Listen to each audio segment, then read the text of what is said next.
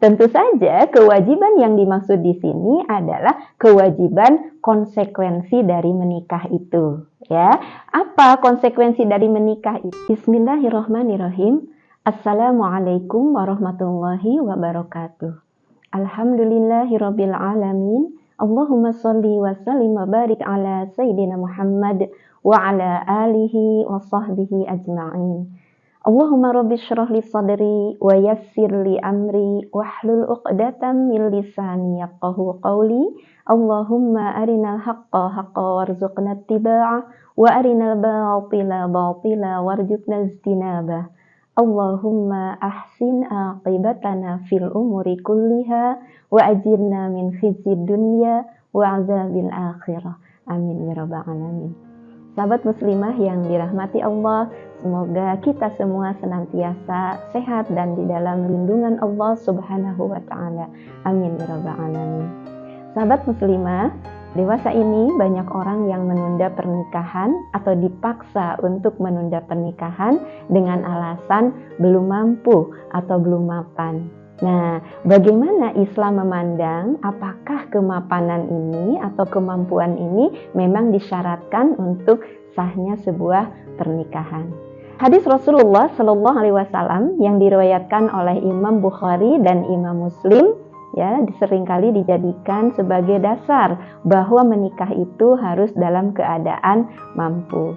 Rasulullah Shallallahu Alaihi Wasallam bersabda, "Ya ma'asyarasy syababi man istata'a minkumul ba'ah falyatajawwaz."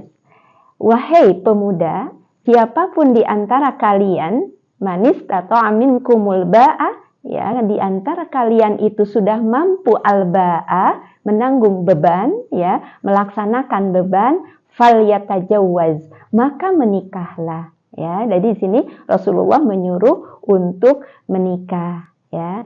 Nah, kemudian Rasulullah melanjutkan, fa innahu aghaddu lil basari wa ahsanu lil farji. Karena sesungguhnya menikah itu aghaddu lil basari, akan menundukkan pandangan kalian, wa ahsanu lil farji, dan akan menjaga kemaluan kalian. Wa man lam yastati fa alaihi bisawm, dan barang siapa yang belum mampu untuk menikah, fa'alaihi bisawm, maka lakukanlah saum, fa innahu lahu wija, karena sesungguhnya dengan saum itu dia akan memiliki benteng untuk tidak melakukan kemaksiatan. Sahabat muslimah yang dirahmati Allah, apakah yang dimaksud mampu di sini? Ya, manis tato amin kumul ba'ah, siapa di antara kalian yang sudah mampu? Nah, ternyata para ulama, ya, mensyarah hadis ini, al-ba'ah di sini memang mampu untuk menanggung beban kewajiban.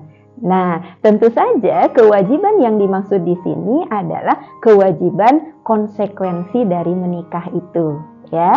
Apa konsekuensi dari menikah itu? Status istri kalau bagi perempuan, status suami bagi laki-laki, ya, dan kemudian berikutnya status orang tua, ayah dan ibu, ya. Seorang suami ketika dia sudah melakukan akad nikah, tentu, ya, dia memiliki kewajiban, ya, sebagai al-qawwam, dia sebagai pemimpin, ya, dia harus mampu memimpin istrinya, mampu memimpin anak-anaknya, kemudian juga dia punya kewajiban untuk memberikan nafkah kepada istrinya, kepada anaknya, dia juga punya kewajiban untuk mendidik, ya, dia juga kewajiban untuk bagaimana memberikan, ya, kenyamanan dan lain sebagainya pada istri dan anak-anaknya. Nah, seorang perempuan tentu saja dia menanggung beban untuk menjadi istri yang solihah bagi suaminya dan menjadi ibu yang akan mendidik anak-anaknya. Itu adalah sebuah keniscayaan dari pernikahan. Nah, karena itu memang di dalam Islam seseorang menikah itu bukan hanya sekedar niat, bukan hanya sekedar dorongan seksual, bukan hanya ketika sudah ada pasangan, tapi dia memang sudah berpikir konsekuensi atau tanggung jawab taklif setelah dia menikah. Nah, pertanyaan berikutnya, sahabat, apakah kemampuan itu menjadi syarat? Sehingga kalau ada seseorang ya mau menikah itu harus dipastikan syaratnya itu, ya misalkan dia sudah punya pekerjaan ya, sehingga bisa dihitung berapa penghasilannya, bisa dihitung apakah dia nanti mampu untuk menafkahi anak dan istrinya.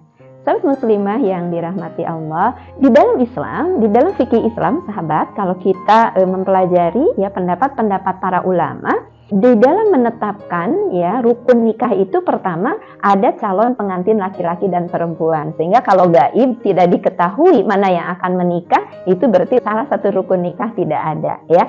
Nah kemudian yang kedua adanya wali ya, tidak ada wali berarti rukun nikah yang kedua tidak ada.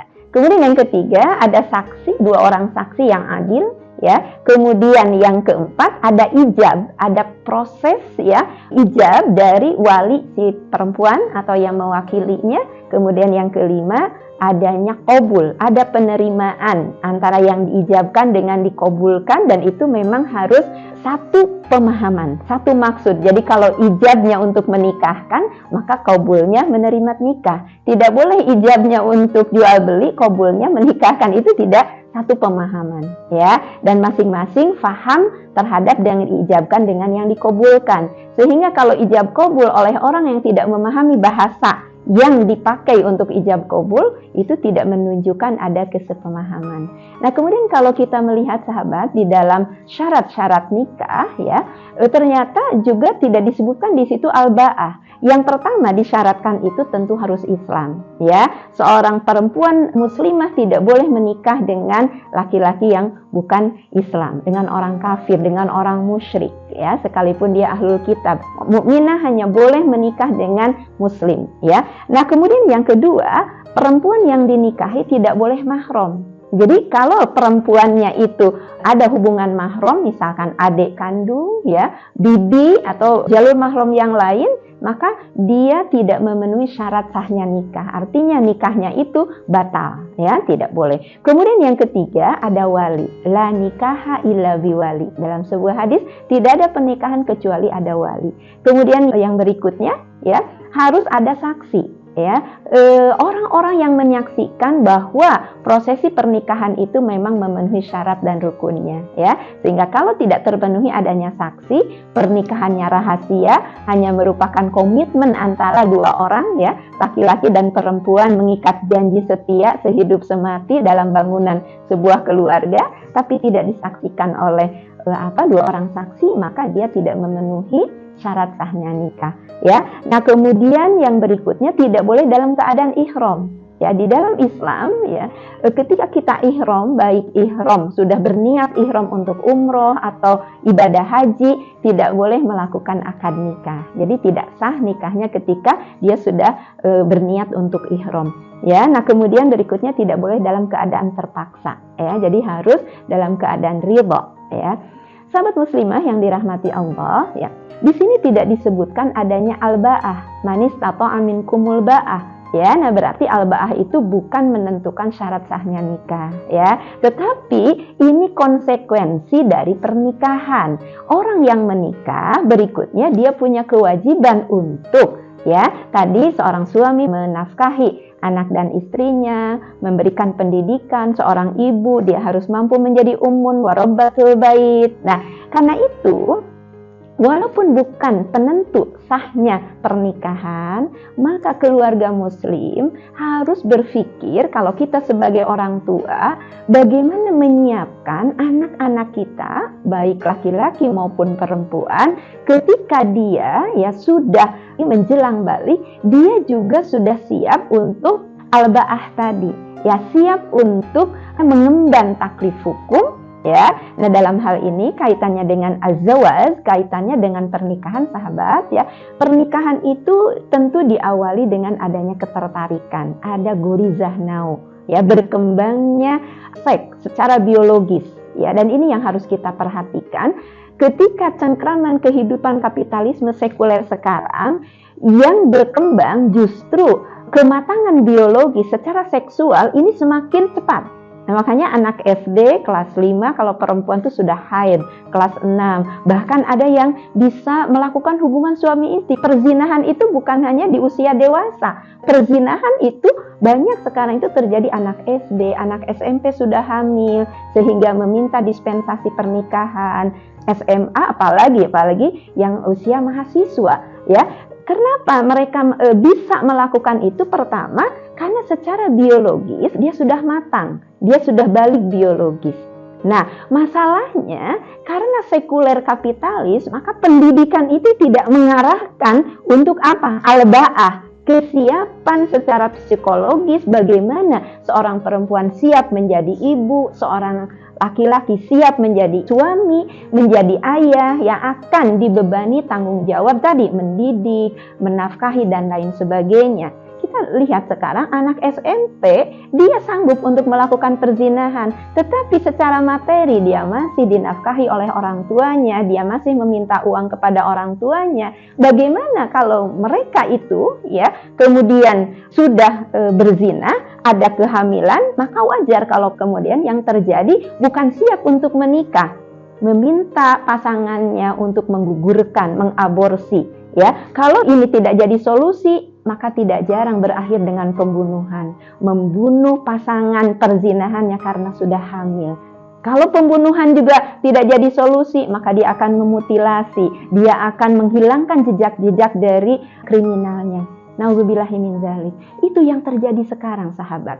Ya, secara biologis didorong untuk dipercepat, secara psikologis tidak disiapkan. Berupa apa? Pendidikan, ya. Kalau di dalam Islam, maka negara yang berkewajiban untuk memberikan pendidikan yang layak bagi anak perempuan dan anak laki-laki, sehingga akan ada keselarasan usia balik biologis dengan kesiapan psikologis, kesiapan untuk apa? Istita'ah tadi, ya, kesiapan untuk mampu al-ba'ah, kesiapan untuk mampu mengemban, melaksanakan tanggung jawab taklif pasca pernikahan, ya. Dan tentu saja tidak bisa berharap itu terjadi dalam sekulerisme kapitalisme, karena sekuler itu justru ya meninggalkan nilai-nilai agama. Agama tidak dijadikan standar. Kapitalisme, agama dikalahkan oleh kepentingan materi. Kalau tidak menikah lebih menguntungkan, kenapa harus menikah? Ya, kalau prostitusi lebih menguntungkan, kenapa harus dilarang? Itu yang menjadi mindset, yang menjadi standar dilakukannya sesuatu atau dikeluarkannya kebijakan. Karena itu yang terjadi sekarang bukan bagaimana tadi mendidik ya muslim-muslimah untuk siap menanggung ba'ah, ya, tapi justru banyak peluang-peluang pintu kemaksiatan yang dibuka, ya. Akhirnya apa? Terjadilah pergaulan bebas yang dilakukan bukan melarang perzinahan, tapi bagaimana seks yang aman dan bertanggung jawab. Tidak apa-apa berzina, yang penting tidak melahirkan penyakit, tidak membahayakan secara fisik. Nauzubillahi min dzalik. Karena itu, maka yang bisa melahirkan atau bisa mencapai tujuan pernikahan yang benar, yaitu tadi ya bagaimana menyiapkan, menyelaraskan antara balik biologis dengan balik psikologis sehingga siap ya untuk menanggung taklif al-ba'ah dalam pernikahan, bukan standar usia. Karena banyak yang usianya sudah dewasa tapi ternyata tidak mampu. Di dalam Islam, standar al-ba'ah itu adalah kesiapan menanggung beban, ya, beban sebagai istri, beban sebagai suami, dan itu dilakukan dengan pendidikan ya oleh negara dan pendidikan oleh keluarga. Dan negara yang bertanggung jawab akan merealisasikan itu tidak mungkin negara sekuler kapitalis. Satu-satunya negara yang akan mampu ya memberikan pendidikan yang seperti itu adalah negara yang akan menerapkan Islam kafah, termasuk negara yang akan menerapkan sistem pergaulan sesuai dengan pergaulan Islami, standar pernikahan sesuai dengan standar Islami, sistem pendidikan dengan sistem pendidikan Islam. Itulah khilafah Islamiyah, insya Allah.